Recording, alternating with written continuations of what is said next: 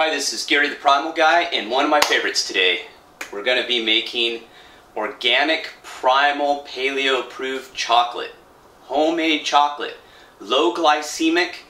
It's all got all the healthy fats in it. I use it actually as an energy source. It's great for that. It's loaded with saturated fat and medium chain triglycerides, which are great energy to be turned into ketone bodies. So let's get started. And alright, to make our chocolate, let's start. Well, after you gotta do your chocolate dance first. It won't come out as good if you don't do that. Just kidding. But let's look at our ingredients. Compared to a normal Gary the Primal Guy recipe, this one is a little more complicated, but I have found that this is the best tasting combination that I can find, and it is still really, really simple. We start with cacao butter here from Sun Foods. This is an easy product to find as far as in a good, healthy grocery store. Otherwise, it may be a little difficult. You may have to order it online. The cacao butter is what actually keeps your chocolate solid. You can see this is room temperature and this is very solid. A good saturated fat. Our cacao powder, or nibs as they sometimes call them, but here you can see the brand. Cacao is different in the sense that cacao is a less refined version of cocoa. So you can use cocoa as well. There's no problem with that. Just make sure it's organic. But I like to use cacao. It gives a little different flavor and consistency. Maple syrup. I use a very little small dash of maple syrup. Make sure it's organic. That's very important with your maple syrup. And grade B. I use some vanilla extract here. Again, organic. This is the brand that I use. You can use any brand you want. Some sweet leaf stevia, or stevia, as the more refined people like to say. Again, great product. USDA organic. You're starting to see this is going to be a very low sugar item. Nothing compared to the regular sugar you buy in the grocery store. Not even close. I like to use some coconut milk as well. Coconut oil. Some Celtic sea salt. This is my favorite little ingredient that people don't usually do. Add some cinnamon. Got some cinnamon here. Organic. Frontier. Very good brand.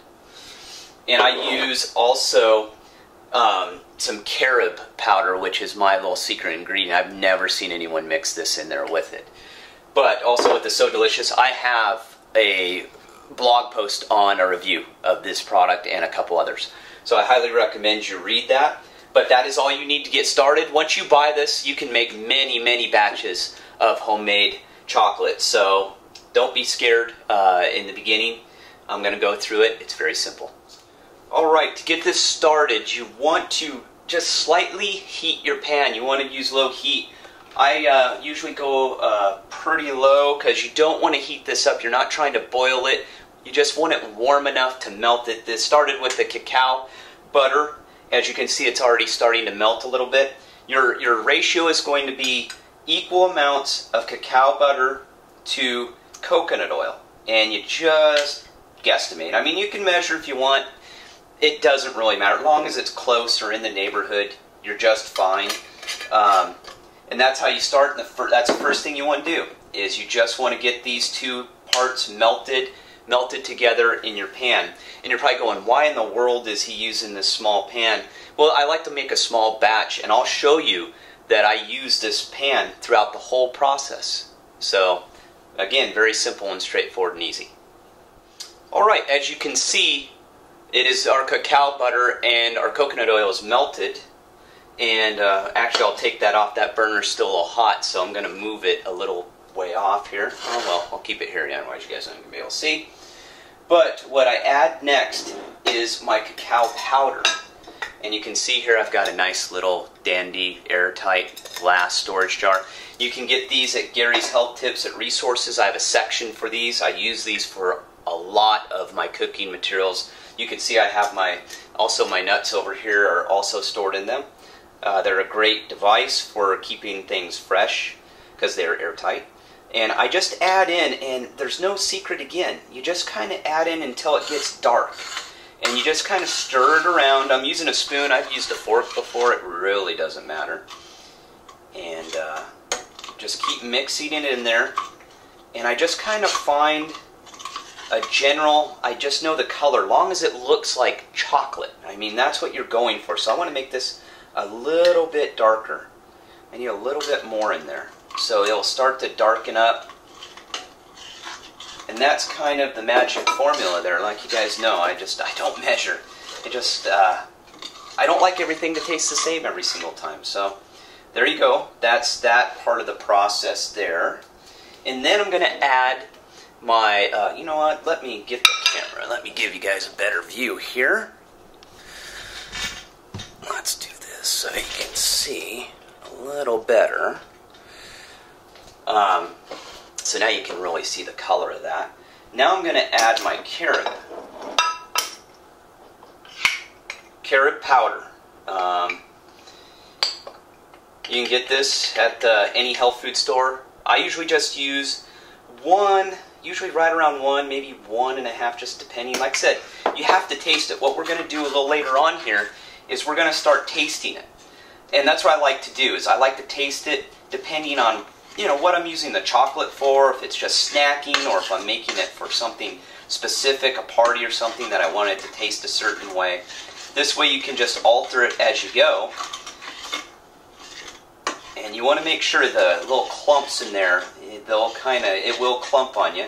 So you want to make sure you get all those out. And what you'll find is a lot of solids will start to sink to the bottom. So it's going to give you a little bit of a different layer. You'll see a layer when you get this, we're going to put it in the refrigerator.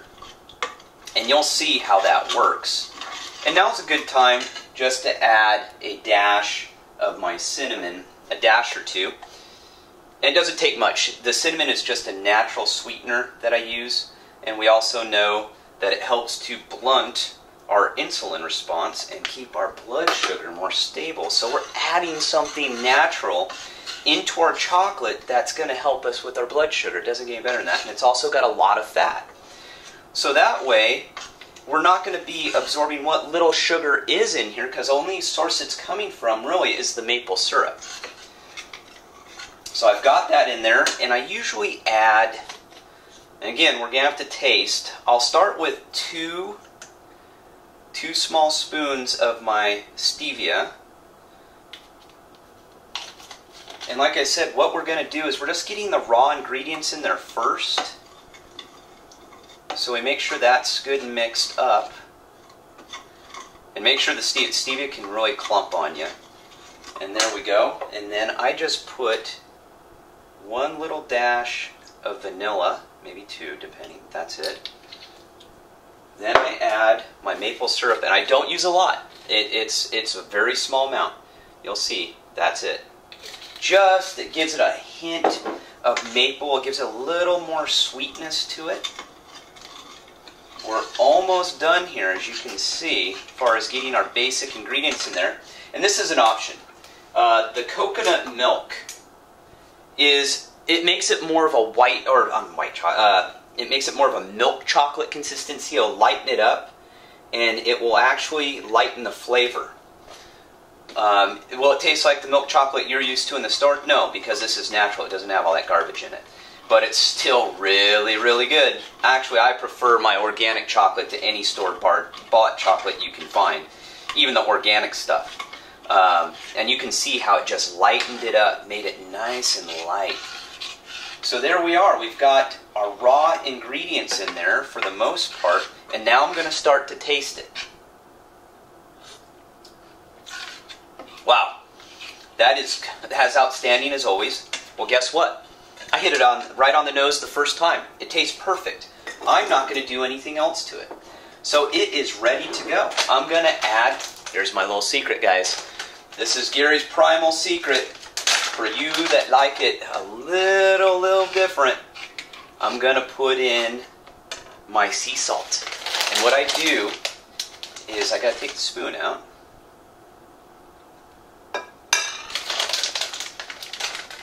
I just sprinkle it on in there.